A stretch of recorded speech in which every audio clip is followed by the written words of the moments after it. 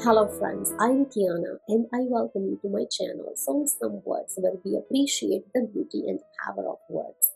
We have three pillars here: empathy, words, and healing, ultimately leading to awareness. So today's episode is from our Empath series, in which I share and read the chapters from my book Unbelonged. Um, Today we're gonna be reading chapter 3. What does science say about empaths? I would love to say that if something here resonates with you, I invite you to share your story. I will share mine too. You don't have to name names, it's not about blaming, but do share. Because remember, your healed pain can break someone else's chains. Okay, so let's dive right in. Alright, are you ready? Let's start chapter 3. What does science say? We are going to start this chapter with a scientific philosophical quote. So here it goes. Neuroscience has proven that similar areas of the brain are activated both in a person who suffers and in the one who feels empathy. Thus, empathic suffering is a true experience of suffering, and that is by Matthew Ricard. Is a French, so Matthew, I think, French clergyman. All right, so before diving into what science reveals, let's pause and understand this deeply. Okay, empathy is when we reach out with our hearts to others, putting ourselves in their shoes. However, being empath is different. Please understand this difference. I'm going to explain it to you. So, think of this as a spectrum, like apathy, that is a total lack or concern for others. Empathy, the ability to care for and connect with others. And empaths, those who score extremely high on empathy scale, often to the point of physically feeling what others feel. Understand this difference, this distinction is really important to understand. It means that empathy can be developed, but what empaths feel is something innate. It's something biological, it's physiological, it's not something that you develop, it's just there. So it means the empathy can be learned, but empaths are born. You are born that way. So this distinction is very important to understand, so that you understand your role in this world, that you understand that your why those questions that we discussed in the last episode in chapter 2. When you question so much why about things in the world, you feel that deeply and really, really intensely. It's just the way your neurological makeup is. So that is why this distinction is really important to understand. So I'm going to share my story here, and I welcome you to share your stories as well. Please, it would help other people understand when they read the comments that, okay, so I'm not the only one who feels that way. So years ago, I had no idea I was an empath at the time, years ago. And I was cooking something in one chilly evening in London. And I was cooking when the documentary was playing in the background. So it was about a woman in Iran, some in those countries. And I only caught like glimpses while I was cooking. You know, you hear what's going on, and then cook, and you just come and watch and go back to cooking, and it was like back and forth. And then I sat down for the dinner. But what I felt, what I watched, and what I felt after watching that, whatever got in, whatever my energy body absorbed, was so overwhelming and so heavy that I physically had to throw up. I couldn't eat. I was cooking, remember? So I was cooking to eat, but I couldn't eat. It was that bad. And it was visceral, like literally visceral reaction to the pain to the pain and situation of that woman I have never met. And from the part of the world I have nothing to do with. I don't even know people, or there is no connection with that place. And still, it was this unbelievable reaction. And there can be other things too, but this is the major one. This kind of things that you remember years after years, it cannot go away, because you're just doing your stuff. You are in your life and living your life in London and doing your stuff. You are 1,000 miles away from that place. Whatever the way that thing operates has nothing to do with you. And still, that was intense, that I could not eat. And I couldn't eat anything that evening. It's just that heaviness was so, the darkness was so heavy that I was like, for some days, it just couldn't, you cannot separate. I couldn't separate myself. But why do they do that? But why? It was stoning thing that was happening. I'm not gonna get into that right now, but it was like, why? This whys do kind of trigger you, and that is why we are doing this. Okay, so that is my story. I would love to hear your story if you have if you had this kind of experience. And again, the helplessness of it, that you can't really do directly anything. And at that time, I did not understand what had happened. Now I do. Okay, and I invite you to also understand this, so that you can be also aware, and things like that doesn't drain you completely. Often when you share with family or friends who are, normal, like they're not always made like you have been made, then that you are an empath, you share with them, okay, this is how I feel, I'm an empath, and the response might be like, what are you talking about? Or stop overthinking and just go out and have some fun. Or just stop reading too much. It's just that you think too much. It's not right, because they said that you're thinking too much, but it's not thinking that does it for you, it's the feeling. You understand the difference? They say that just to go and watch something or have fun, so that it will be fine. And we also think that way. I used to think that way, that I need to get out more and I need to have more days and more fun and meet people and stuff. But no, it's not about thinking, it's the feeling. It's like what they say, that distraction means like there's something horrible happening and you close your eyes, means that when you close your eyes, everything is going to disappear, all the bad things is going to disappear. No, that doesn't happen. It's like you can close your eyes to the things you don't want to see, but how can you close your heart to the things that you don't want to feel? And what is feeling? That, yes, we know that when heart breaks. That's a poetic expression, that's a love language, and that's the heart breaks. But what does that, when you say that, it's a neurological thing, right? It's a brain that sends signal to that pain or happiness or joy. It's connected to brain. Yes, heart does have that electromagnetic field stronger than brain, but when your energy, you are picking up that from your nervous system is picking that up, it has nothing to do with your distraction, because what you're gonna feel. So you can close your eyes to the things you don't want to see, but it's difficult to close your heart to the things you don't want to feel, and you need some help there.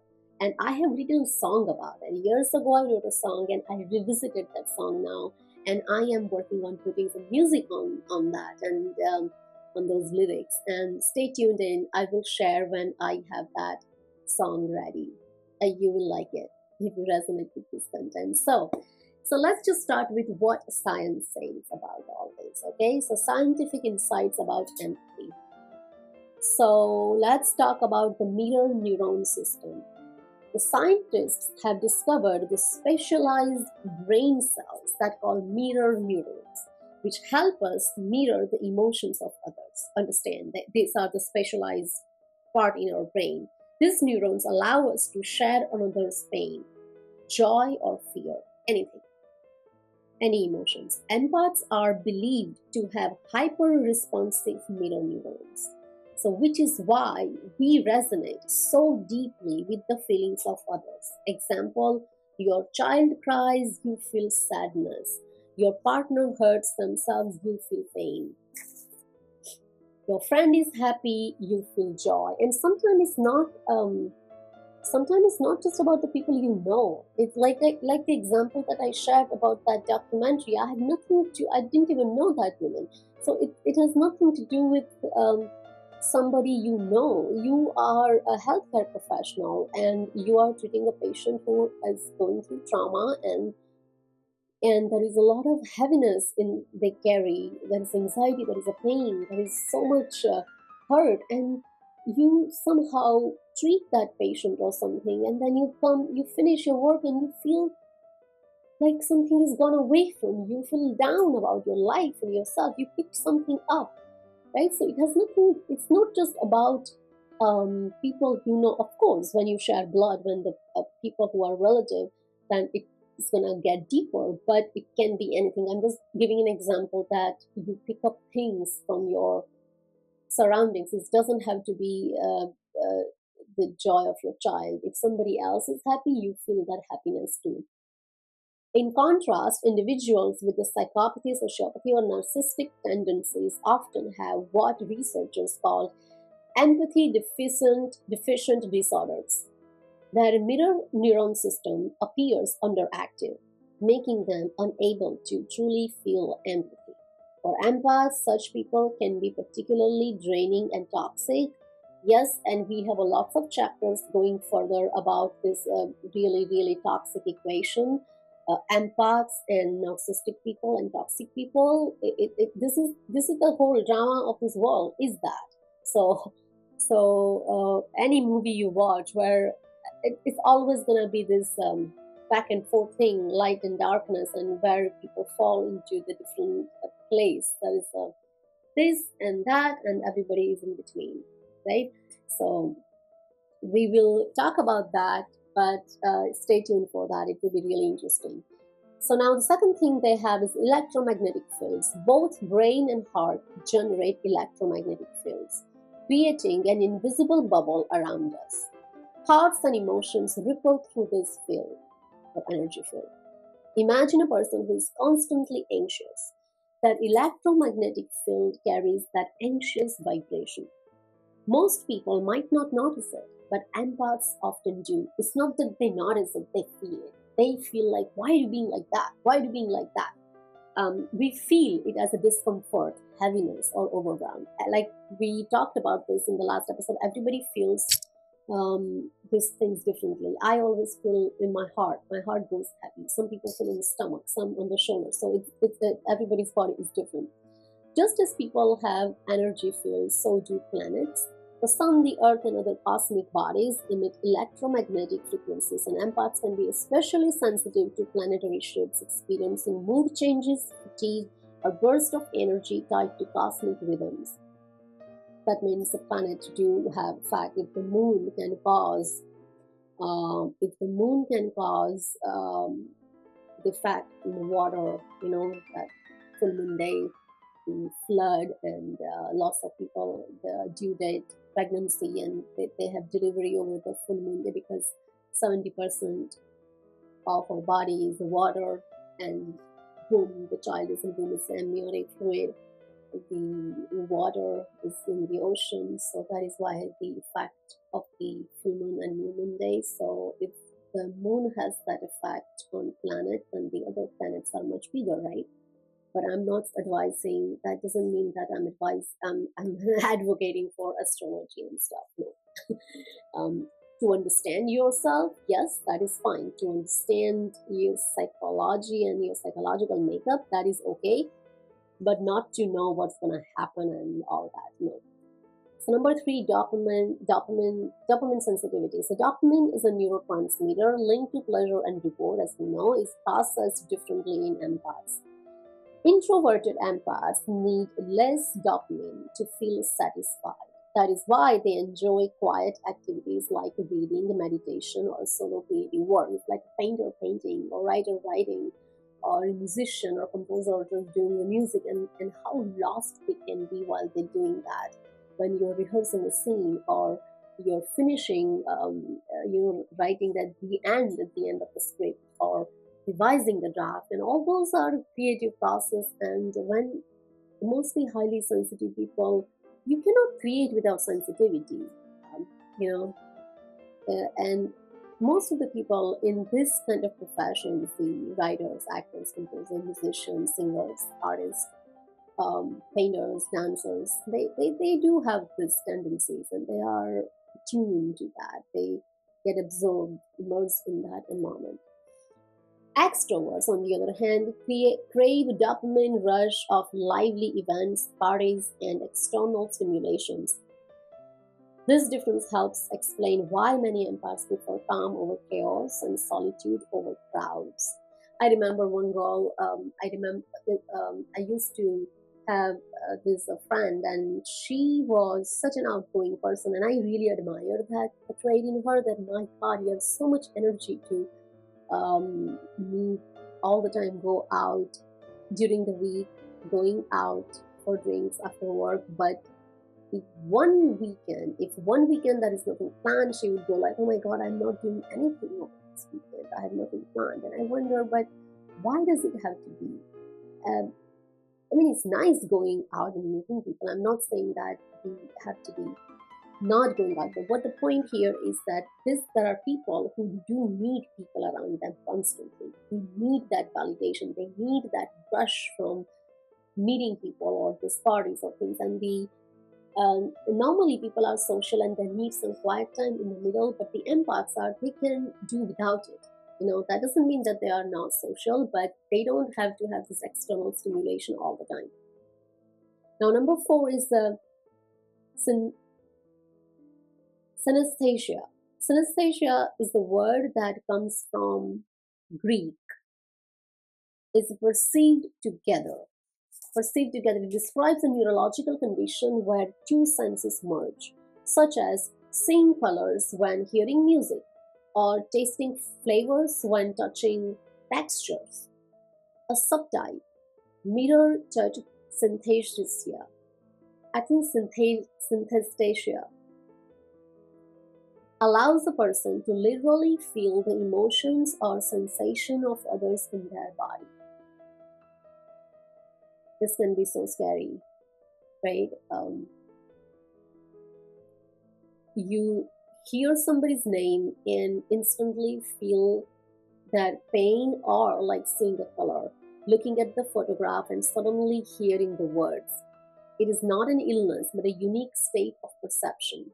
Many synesthetes are empaths, though not all empaths are synesthetes. Synesthetes. It's tricky. Synesthetes. Famous synesthetes include Isaac Newton, Billy Joel, and violinist Itzhak Perlman. Other notable studies: right supramarginal gyrus, a region of brain helps us distinguish our emotions from others. When it malfunctions, or when we make rapid decisions, empathy drops. That is from Journal of Neuroscience. Pain matrix study. In one experiment, women who received mild electric shocks showed brain activity in a pain matrix. When told their spouses were shocked, the same brain regions lit up even though they weren't physically harmed. The brain truly mirrored their loved ones' suffering. Amazing, right? So, science is always evolving. New research continues to reveal how empathy works in the brain and body. The more you learn about it, the more you will understand yourself as an empath, and that is the key. So, I think what I would say that understand the science behind it. Okay? The more you understand how you are wired, the less you will feel like something is wrong with you. Why do I have problem with that thing, but they don't? You feel more. Whatever that event is, that darker or heavier vibrations of that event gets you more than the others. That is why it bothers you more than the others. And that is their cross to carry, and we need to learn and understand so that we can carry that gracefully. Okay. Thank you for your time and energy here. May the words spoken here be a sanctuary for your soul. Keep visiting. This place is always here for you. I will see you in the next episode. Protect your peace and take care of your heart. I'm Kiana.